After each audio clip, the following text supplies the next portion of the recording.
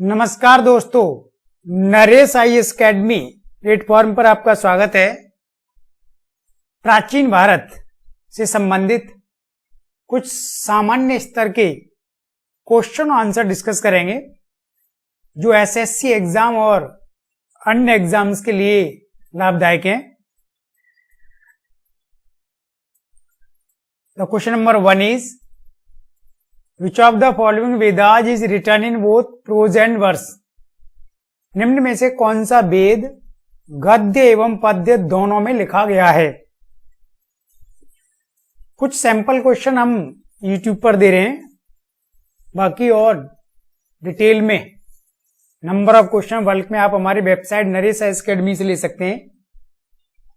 जिन भी छात्रों को राजस्थान का जीके पढ़ना है, राजस्थान के जीके पर सभी वीडियो डिस्कस किए जा चुके हैं यूट्यूब पर, तो फ्री में है वो सभी वीडियोस आप देख सकते हैं। भारत का संविधान पूरा डिस्कस किया गया है। Then here the right answer is C, this is the Yajurveda. Yajurveda has been written in both prose and verse style and deals with the performance of sacrifices and written and composed during the later Vedic phase. Yajurveda 4 वेदों में से एक वेद है जो गद्य और पद्य दोनों में लिखा गया है, और यह वेद मुख्यतः यज्ञ आदि कर्म कांडों से संबंधित नियमों और प्रक्रियाओं का उल्लेख करता है। The next question is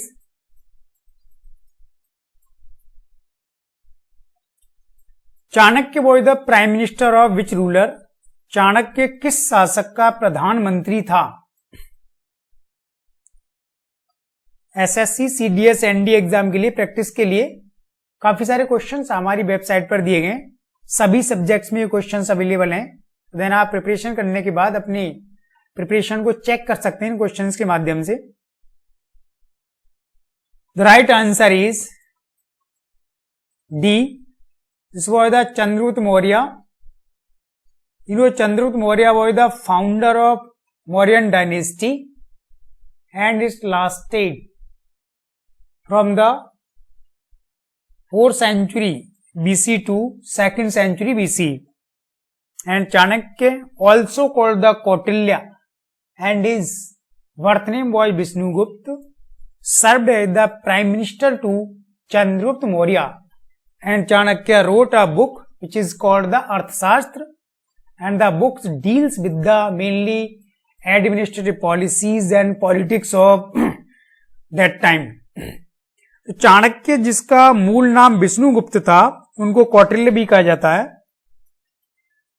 वर्तमान पाकिस्तान में स्थित तक्षशिला यूनिवर्सिटी से उन्होंने शिक्षा प्राप्त की और बाद में चंद्रगुप्त मौर्य के प्रधानमंत्री बने। चंद्रगुप्त मौर्य, जिन्होंने मौर्य वंश की स्थापना की, और मौर्य वंश ने भारत पर राजधानी पाटलिपुत्र से 4वीं से लेकर के 2री शताब्दी ईसा पूर्व तक शासन किया था। चाणक्य ने अर्थशास्त्र नामक पुस्तक लिखी जो भारत की राजनीति, प्रशासन से संबंधित महत्वपूर्ण जानकारी प्रदान करती है। नेक्स्ट क्वेश्चन है Which of the following is the first पुरुषार्थ? निम्न में से कौन सा प्रथम पुरुषार्थ है?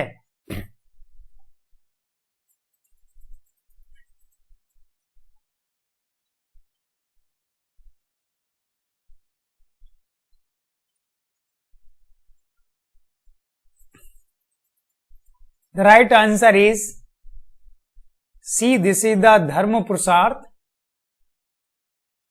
You know, Purusharth is a philosophical or ethical aspect of Sanatan culture, and there are the 4 Purusharth, and which describe the aim and goals of human being.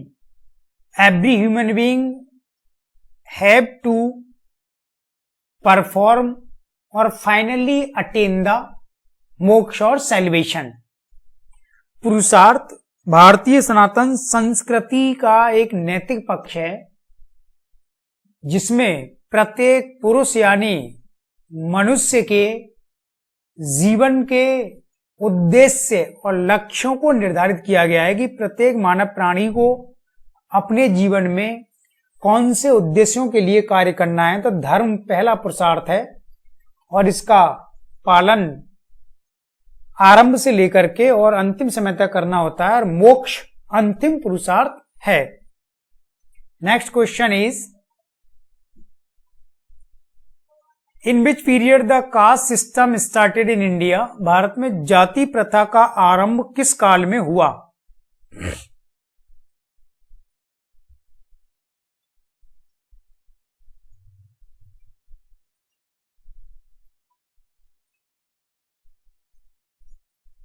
Right answer is D, this was the later Vedic period.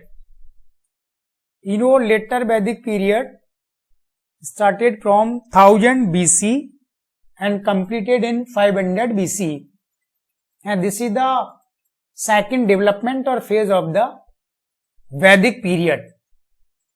In the early Vedic age there was the introduction of Varna system. Finally it was parallelly converted into the caste system. तो भारत में जाति प्रथा का आरंभ सबसे पहले उत्तर वैदिक काल में हुआ। उत्तर वैदिक काल का समय 1000 से 500 ईसा पूर्व माना जाता है। जब हम वैदिक सभ्यता को पढ़ते हैं, वैदिक काल को, तो उसका आरंभिक समय पूर्व वैदिक ऋग्वैदिक काल कहा जाता है, 1500 से 1000 ईसा पूर्व, और 1000 से 500 ईसा पूर्व का समय उत्तर वैदिक काल कहा जाता है, जहां सबसे पहले जाति प्रथा का जन्म हुआ, जबकि पूर्व वैदिक काल में वर्ण व्यवस्था आई थी और उसके समानांतर आगे जाकर के जाति प्रथा विकसित हुई। The next question is, in the court of which ruler did the great poet and scholar Kalidas resides? महान कवि एवं विद्वान कालिदास किस शासक के दरबार में रहते थे?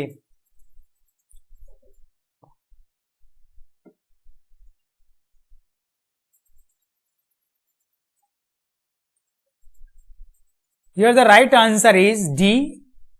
This was the Chandragupta II, also called the Vikramaditya, because who adored the title Vikramaditya. Chandragupta II was the ruler of Gupta dynasty after the Samudragupta, then Ramgupta, or then Chandragupta II. Chandragupta II patronized the 9 jewels or gems, and Kalidas was one of them. Kalidas wrote so many texts that time. तो कालिदास चंद्रगुप्त द्वितीय विक्रमादित्य के दरबार में रहते थे, क्योंकि चंद्रगुप्त द्वितीय ने विक्रमादित्य की उपाधि धारण की थी और गुप्त वंश के राजा हैं। समुद्रगुप्त के बाद रामगुप्त आते हैं कुछ समय के लिए, और रामगुप्त के बाद में चंद्रगुप्त द्वितीय आते हैं, जिन्हें लगभग माना जाता है कि इन्होंने 380 से और 415 ईस्वी तक भारत पर शासन किया। चंद्रगुप्त द्वितीय के दरबार में नवरत्न रहते थे, 9 महान विद्वान, उनमें से कालिदास एक थे। कालिदास ने कई ग्रंथों की रचना इस समय की। The next question is, the temple construction of Vesara style is also known as? मंदिर निर्माण की बेसर शैली को किस अन्य नाम से भी जाना जाता है?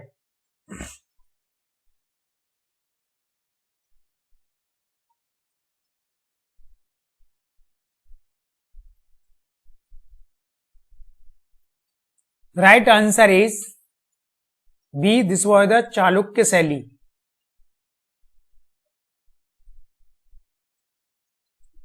The Chalukya dynasty ruled from the Maharashtra and Karnataka region from the 6th century, and this was the first branch of Chalukyas from the Badami or Batapi, and that time they combined the features of Nagar style of North India and Dravid style of South India, and they created a new architecture style or temple construction style which was the Vesar style. बेसर शैली को चालुक्य शैली भी कहा जाता है, क्योंकि चालुक्य वंश के शासकों ने महाराष्ट्र और कर्नाटक की भूमि से शासन किया। सर्वप्रथम चालुक्यों की एक शाखा बादामी या बातापी से शासन करती है। 6ठी शताब्दी ईस्वी से उनका शासन आरंभ होता है। उसके बाद में फिर कल्याणी के चालुक्य आते हैं और चालुक्यों की कई अन्य ब्रांच भी भारत में उस समय विद्यमान थी। तो चालुक्य वंश के राजाओं ने उत्तर भारत की नागर शैली और दक्षिण भारत की द्रविड़ शैली दोनों के लक्षणों को, गुणों को मिलाकर के नई शैली को जन्म दिया, जिसे बेसर शैली कहा जाता है। Next question, the beginning of Shaka era is considered with the accession of which ruler? Shaka Samvat का आरंभ किस शासक के राज्यारोहण के साथ माना जाता है?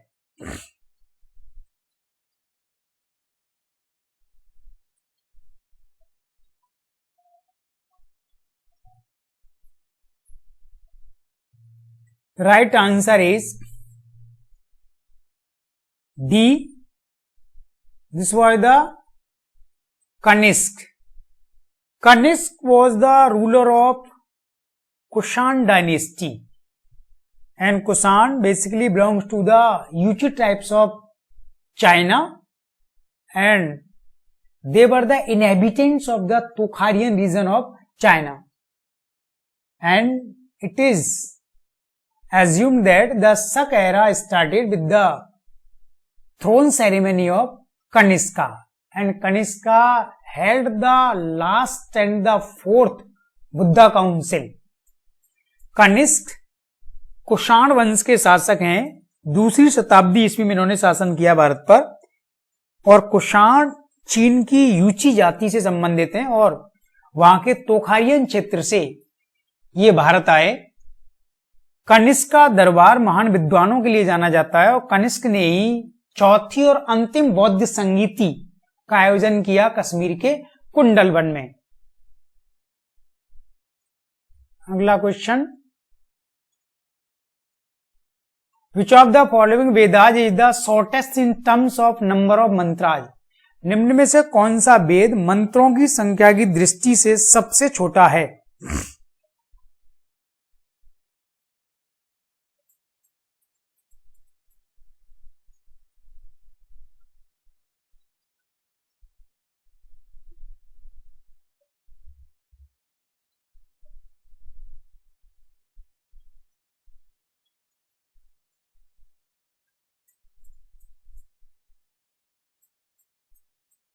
The right answer is,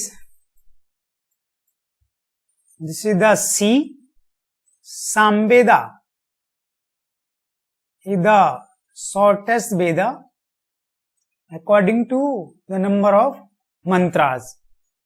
Samveda deals with the music and most of its hymns are derived from the Rig Veda, and Samveda is called the conclusion and basis of all the remaining 3 Vedas. Samaveda में मंत्रों की संख्या सबसे कम है, लगभग 1875, और इसके मंत्र अधिकांशतः ऋग्वेद से ही लिए गए. सामवेद ऐसा वेद है जो भारतीय संगीत की उत्पत्ति और संगीत शैली की विशेषताओं को समाहित करता है. सामवेद को बाकी 3 वेदों का सार या फिर उसका आधार भी माना जाता है. Next question, which ruler had built the famous Nalanda university? किस शासक ने प्रसिद्ध नालंदा विश्वविद्यालय का निर्माण कराया था?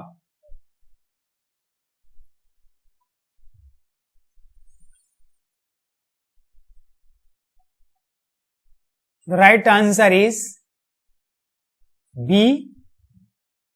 This was the Kumargupta first.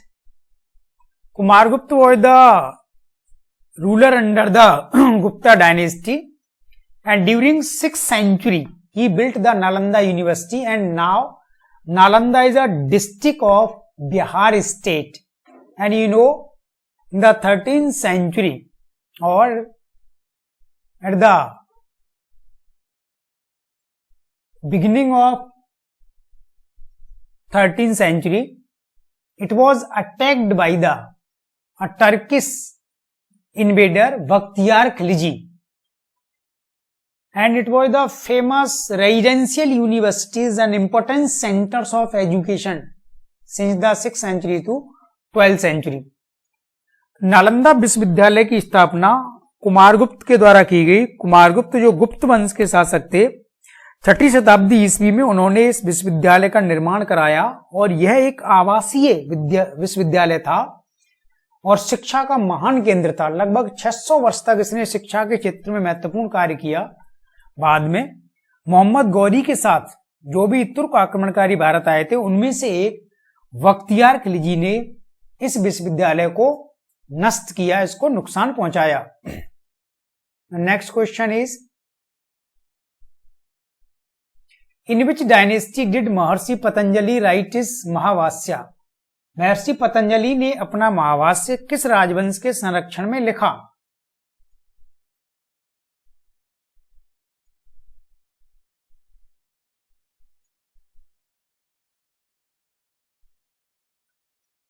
The right answer is D.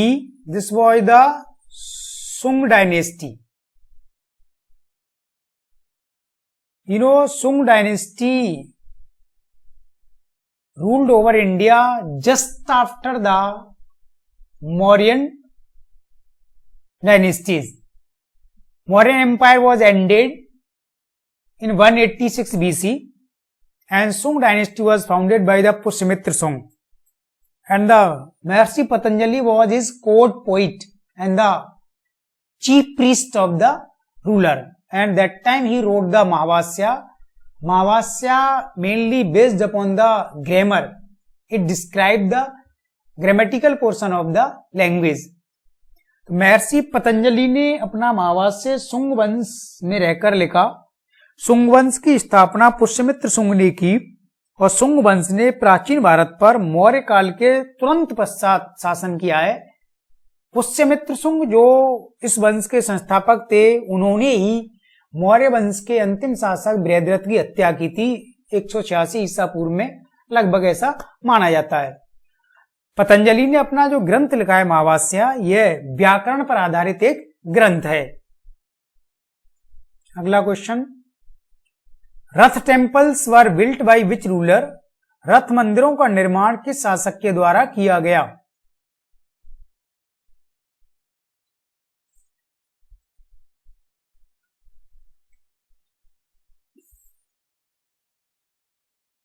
The right answer is V. This was the Narasimhavarman first. You know, Narasimhavarman first was the ruler of Pallab dynasty, and Narasimhavarman built the Rath temple. These are the rock cut architecture or the rock cut structures because they are built within the rocks after using the high level of civil engineering. And these Rath mainly built at the Mahabalipuram and now in Tamil Nadu and are famous for their architecture. And there were 8 Rath temples and Dharmaraj temple was the largest, was the Draupadi Rath was the smallest. Narasimhavarman प्रथम पल्लव वंश के शासक थे जिन्होंने रथ मंदिरों का निर्माण कराया।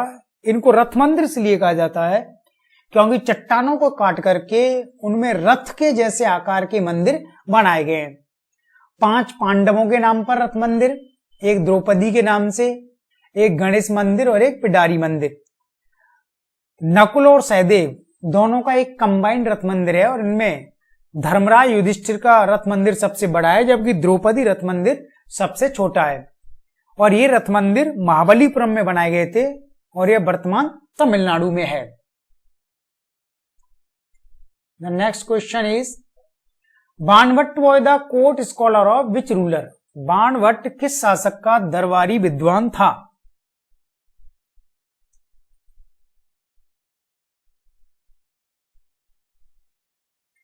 Right answer is Harshvardhan. This was the Harshvardhan, ruler of Vardhan dynasty. Harshvardhan ruled during 606 to 647 AD and who maintained his capital initially from Thaneswar then Kannauj. Harshvardhan patronized so many scholars and poets in his court and Banvat was one of them. Banvat wrote the Harshcharit and which is generally a biography of Harshavardhana. Banabhatta राजा हर्षवर्धन के दरबार में रहते थे. बाणभट्ट ने हर्ष का जीवन चरित्र हर्षचरित ग्रंथ के माध्यम से लिखा और हर्षवर्धन वर्धनवंश के राजा थे. 606 से 647 ईस्वी के मध्य उन्होंने शासन किया. हर्षवर्धन की पहली राजधानी थानेश्वर थी हरियाणा में. बाद में उन्होंने अपनी राजधानी कन्नौज में बनाई थी. Next question is in which dynasty were the Puranas written. Purana किस वंश के समय में लिखे गए.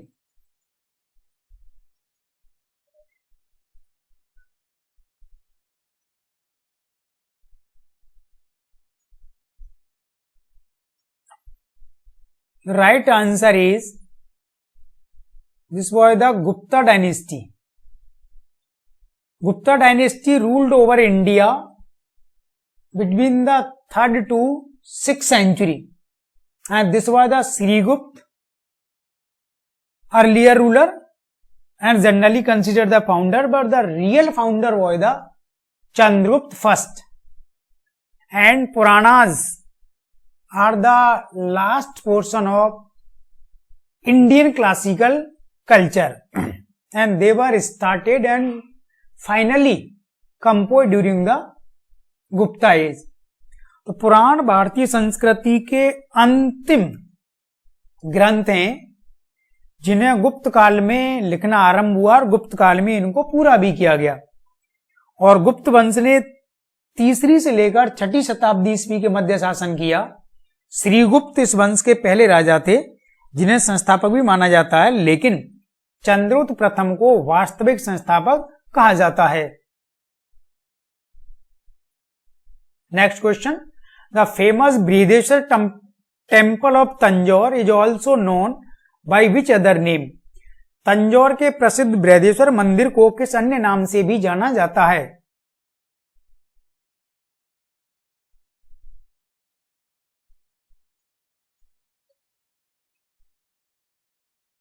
Right answer is A. This was the Rajrajeshwar temple.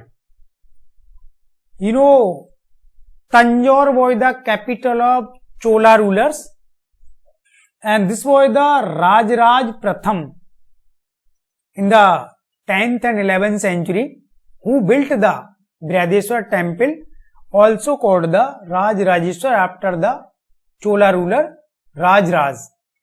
And the temple is dedicated to Lord Shiva and which is a important examples and trace the highest development of the Dravid style.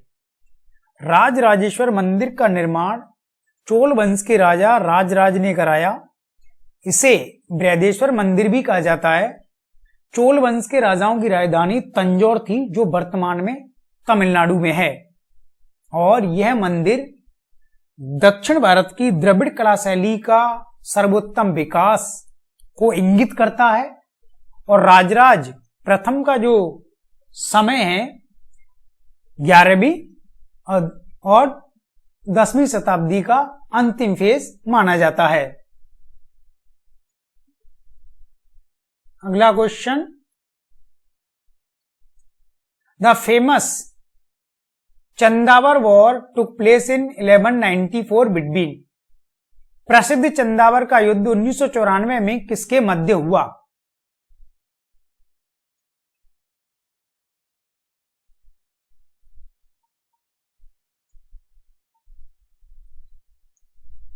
The right answer is D. Muhammad Gauri and the Jayachandra. You know, Jayachandra was the ruler of Gadwal dynasty, and they maintained Kannauj as their capital. Muhammad Ghori defeated the Jayachandra in this battle and finally killed him.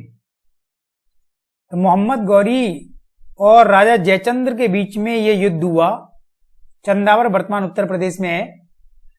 Jayachandra gadwall वंश के राजा थे जिनकी राजधानी उस समय कन्नौज थी. मोहम्मद गौरी ने उनको पराजित किया और अंतिम रूप से उनकी हत्या कर दी. और इसी के साथ माना जाता है कि अब भारत में मोहम्मद गौरी का मुकाबला करने वाला कोई शासक नहीं था. और इसके पश्चात जितना भूभाग मोहम्मद गौरी की सेना ने जीता था, बाद में वहां उसको मिलाकर के दिल्ली सल्तनत आरंभ की गई और कुतुबुद्दीन ऐबक ने भारत में इस्लामिक रूल आरंभ किया.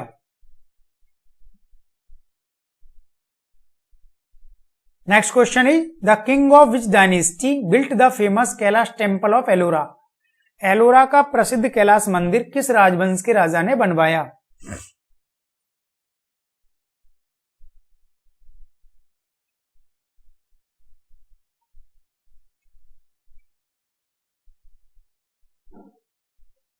The right answer is C. This was the Rashtrakoot dynasty. Rashtrakoot dynasties ruled between the 8th to 10th century, and this was the Danti Durg or Danti Varman founder of this dynasty, and they had Manyakhet as their capital. The famous temple of Ellora, built by the Krishna first of the ruler of this dynasty, and the temple is dedicated to Lord Shiva. तो एलोरा वर्तमान महाराष्ट्र में है. महाराष्ट्र के औरंगाबाद जिले में अजंता के पास में स्थल है. और यहाँ का जो कैलाश मंदिर है भगवान शिव को समर्पित है.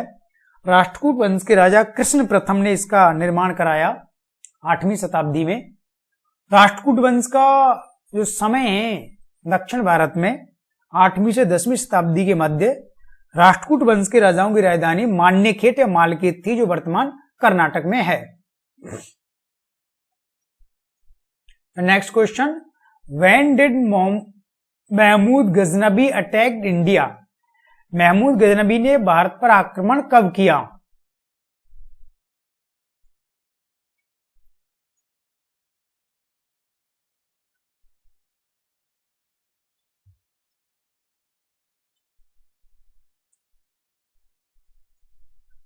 The right answer is B. In the 11th century. You know, Mahmud Ghazni was the ruler of Ghazni, now in Afghanistan, and who invaded India about the 17 times. And his first attack over India in the 1000 CE, and the last attack of Mahmud Ghazni 1026 CE. And Mahmud Ghaznavi created a basis for the further Islamic invasion and the Islamic rule in India. Mahmood Ghaznavi ने भारत पर 11वीं शताब्दी में आक्रमण किया.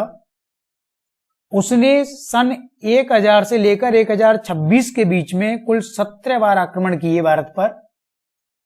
और महमूद गजनबी के इन आक्रमणों ने भारत में भविष्य के मुस्लिम आक्रमणों की नींव रखी और भारत पर मुस्लिम शासन की स्थापना का एक आधार तैयार किया.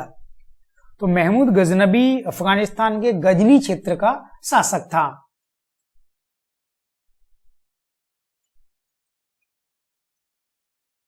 Which site of Harappan civilization was famous as a bead making factory? Harappa सभ्यता का कौन सा स्थल मनका बनाने के कारखाने के रूप में प्रसिद्ध था?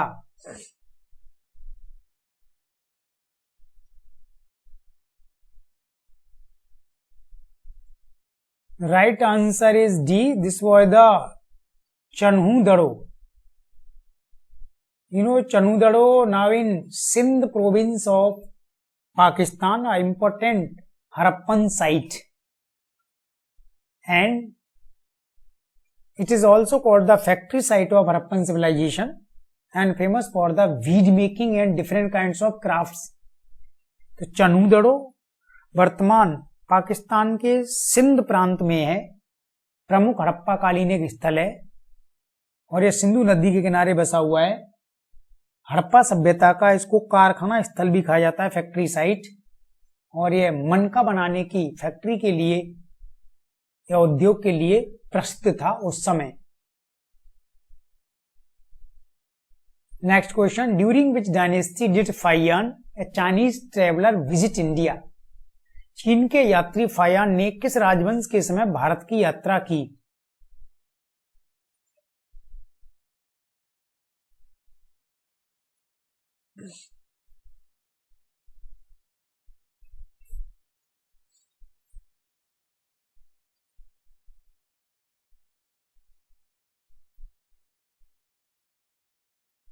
Right answer is B.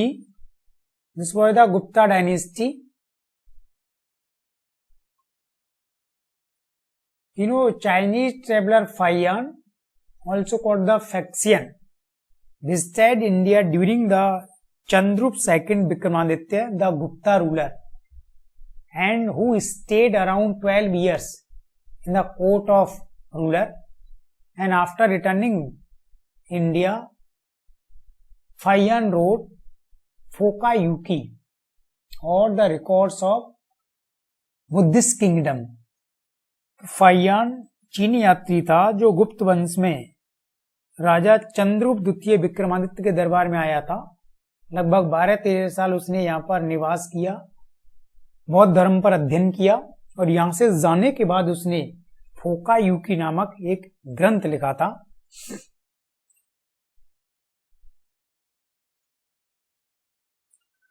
During which dynasty did हुना ट्राइब्स इन्वेड ऑन इंडिया? हूण जाति का आक्रमण भारत पर किस राजवंश के समय में हुआ?